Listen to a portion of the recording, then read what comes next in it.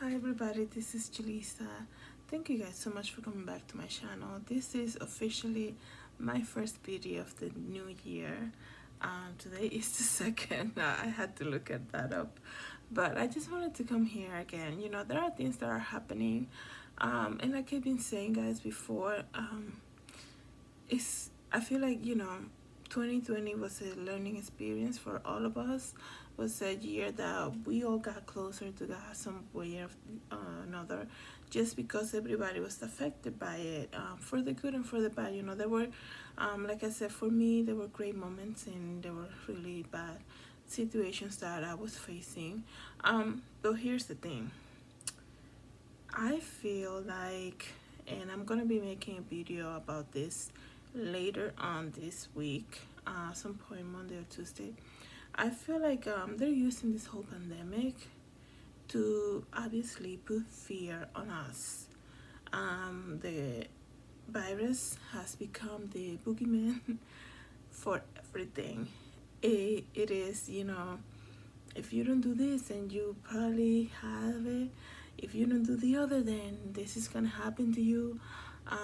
If you see somebody sneezing, you're probably gonna get it too. If they see you sneezing twice, they're already thinking you have it. And when I'm saying they, is people from the outside, people who are not awake yet, knowing that maybe this pandemic has been used for everything. And here's the thing: I understand that people die from this, but when you have nurses and doctors coming out and saying they are being forced to put on the death certificate that the person died out of this virus, even though they died out of something else, we all know this pandemic is being used for different things. So I'm gonna read you guys something that because I have been researching about it, and like I said, we'll be making a video about this later on this week. So this is what I read, right? When the question was asked to the CDC, and this is what they say: when you can be around others after you had or likely had the COVID-19.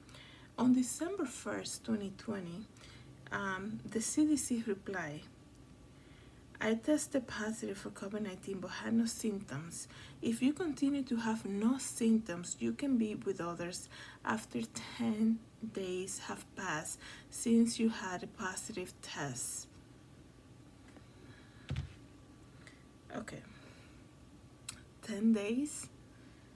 Yes, it got lower. It used to be 14. 10 days you can be around others. There's not saying after 10 days go and get retested. Because why they're not saying that? Because they found out that having way too many COVID-19 tests is not good, because some people will come out as positive after they already had it for a few months now.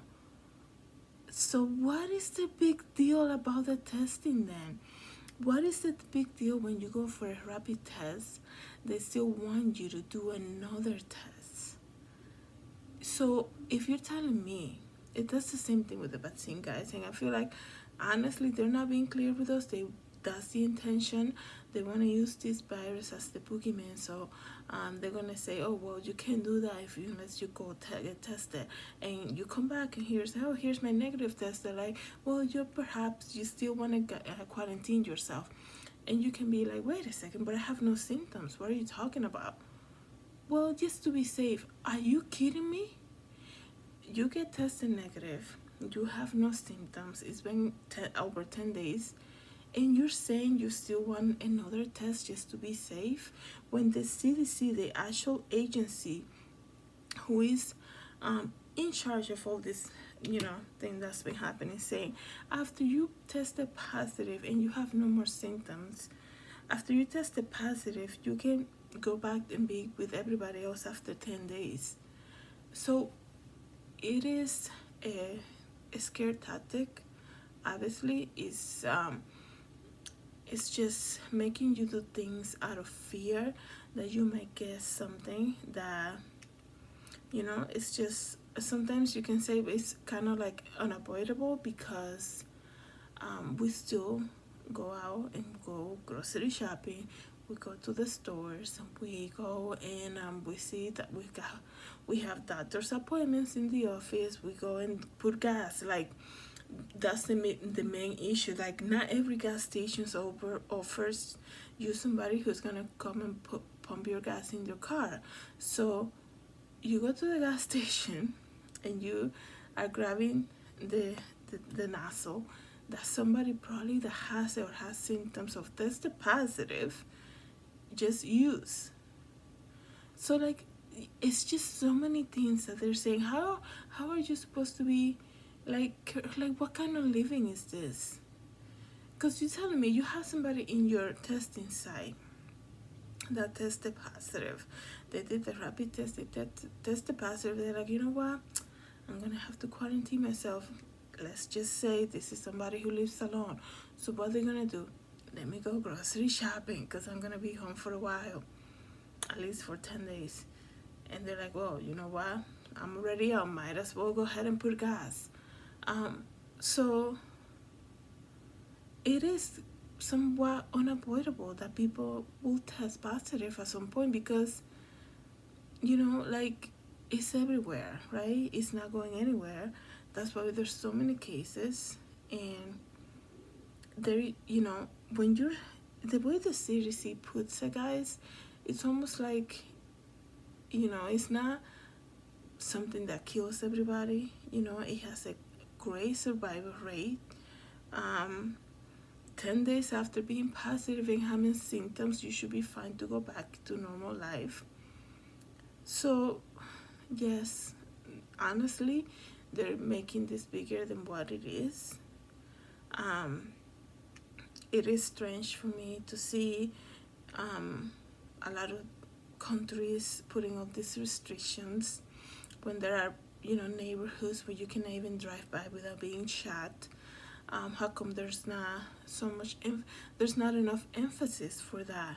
How come they're not using this for people who live on the streets? A lot of the homeless people, they are sick and they need help. And a lot of times they're on the street, they're on the, you take the train, you see them on the steps and they get close to you. Some of them might come and sit next to you on the train, and they can be coughing and everything, but like that's just how life is. And I think I made a video similar to this before, because it's gonna keep happening. Now the second scare tactic that they are using is the vaccine. Now we're seeing that some nurses have taken it and it hasn't been good for them, and right now there is no answer about that. The UK, I just learned today, the UK is saying they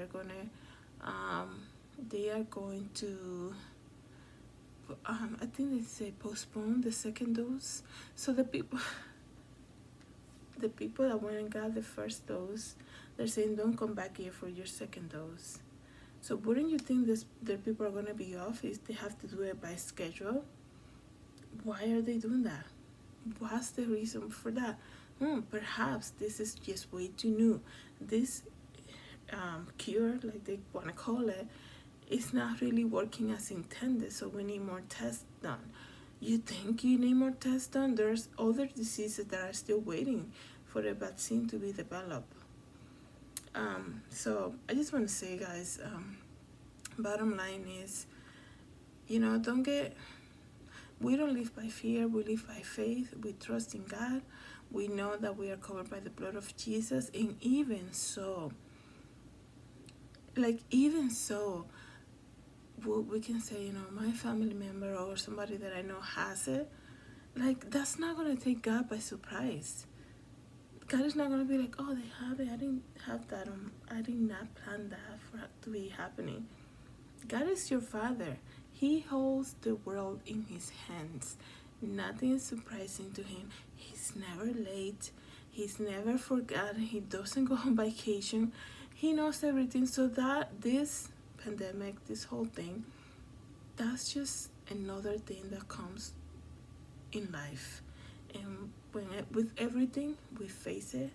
We face it with faith. We face it with courage.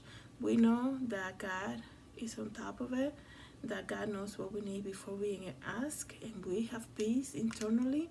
And yes, we have precautions. Yes, we are aware of everything that's happening, but we do not live in fear.